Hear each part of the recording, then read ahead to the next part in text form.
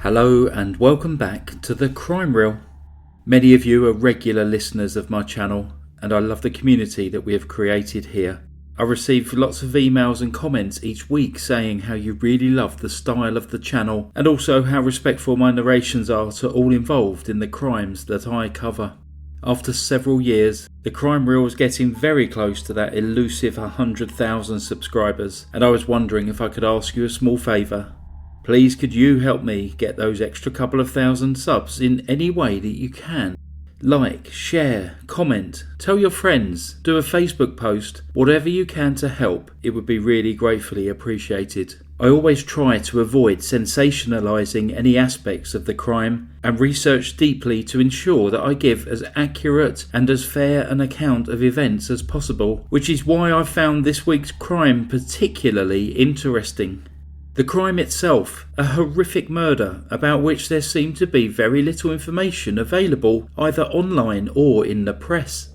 However, some 40 years later, a film was made about the crime, a black comedy in which our narrator and protagonist is the murderer themselves. But first, the details of the crime.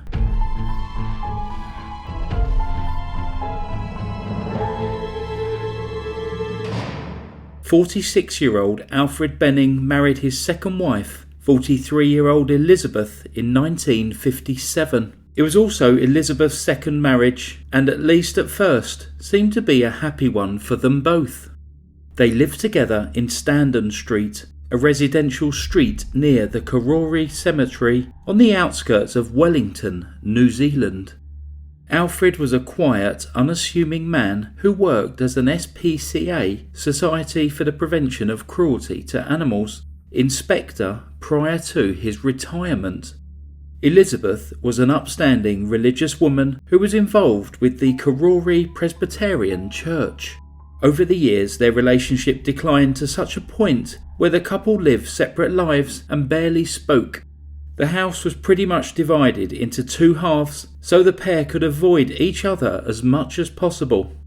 Alfred lived in one half with his tiny Dutch Caitian who he adored, whilst Elizabeth lived in the other half next to the man and dog who she hated.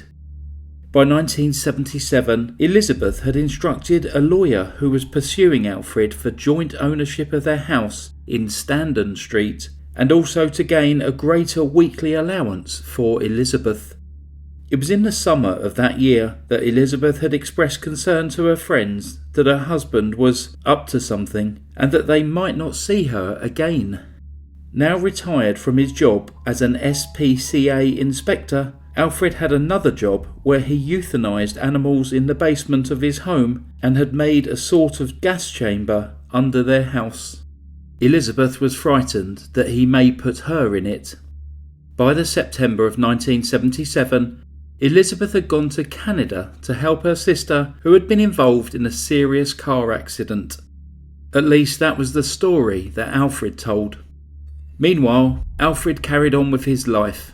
On the 13th of September, Alfred asked his neighbour, Jesse Earp, the crematorium manager in Karori, if he could borrow the cemetery's wheelbarrow for a job that he was completing. Jesse, who was reluctant to lend out company property, said that he could not, instead offering Alfred the use of his own wheelbarrow. Alfred refused, stating that it would not be big enough for the job which he had in mind. Over the following days, Alfred was seen in the company of sex workers and, within a week of his wife's trip to Canada, had hired one of these women to be his housekeeper. However, this woman became suspicious of Alfred's strange behaviour and reported this to the police. Similarly, Elizabeth's friends were also concerned for her welfare and had contacted the authorities. When the police arrived at Alfred's house on the 23rd of September, they found him using an outdoor incinerator. He advised them to stay away from the area as the ground was particularly muddy. When asked about his wife, Alfred said that, "All I can say is that you would not meet a better woman, always nice and always kept the house nice." As the conversation went on, the police began to notice how Alfred referred to Elizabeth in the past tense. Further investigation uncovered a freshly planted apple tree in the garden with a large pile of soil next to it. Buried under the tree, the police found Elizabeth's body, cut into 6 pieces and neatly wrapped in newspaper. A denture plate and metal from a corset were found in amongst the ashes in the incinerator. Alfred was arrested and charged with his wife's murder. At trial, Alfred claimed that he was not guilty of murder and that he had acted in self-defence. He explained how on the evening of the 12th of September, Elizabeth had rushed into the lounge with a carving knife in her hand. She was both suicidal and threatening towards Alfred's beloved dog. A fight broke out, during which Alfred kicked Elizabeth in the stomach and then strangled her with the cord from a sash window. He went on to state that when he realised that he had killed his wife, he went into total shock, walking around aimlessly before collapsing into a chair. The following morning, realising that he was in serious trouble, he decided that he needed to get rid of Elizabeth's body. He tried to lift her, but was simply not strong enough, so instead he dragged her body to their laundry room, where he proceeded to cut her up with a meat chopper. Even though Alfred thoroughly cleaned up all of the blood, the police were able to find traces of Elizabeth's blood on the floorboards under the lino flooring. Despite finding 7 library books, 5 of which were about murders on his bedside table, coupled with his actions following the murder of his wife, his lawyer, Mike Bungay, argued that the killing was unplanned and Alfred was purely acting in self-defence, stating, "If he carefully planned this, he did a very bad job. Surely, if you had got an interest in this subject, if you were planning a murder, would you really bury the wife in the back garden? Anybody would know that that would be the first place the police would go to search, with a freshly planted apple tree to mark the spot." However, the jury were having none of it. After just 3 hours of deliberation, they found Alfred guilty of murder and he was jailed for life. He never showed any regret for his wife's brutal murder and died in prison in 1996. In all likelihood, the memory of this couple would have faded into obscurity had it not been for a TV movie made in 2015. Described on IMDb as a melodramatic black comedy presenting the true story of Alfred Benning's murder of his wife, Betty, in 1970s Wellington.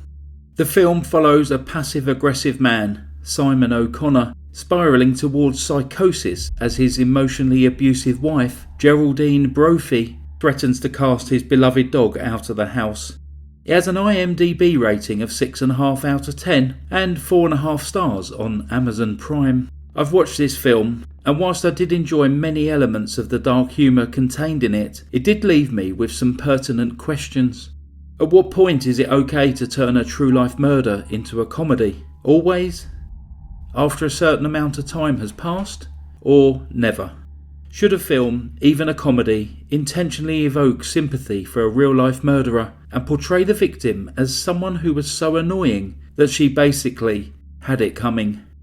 I've spoken to some of my fellow YouTube true crimers about this, and it led to some really interesting debates, and I would love to hear your thoughts in the comments section down below.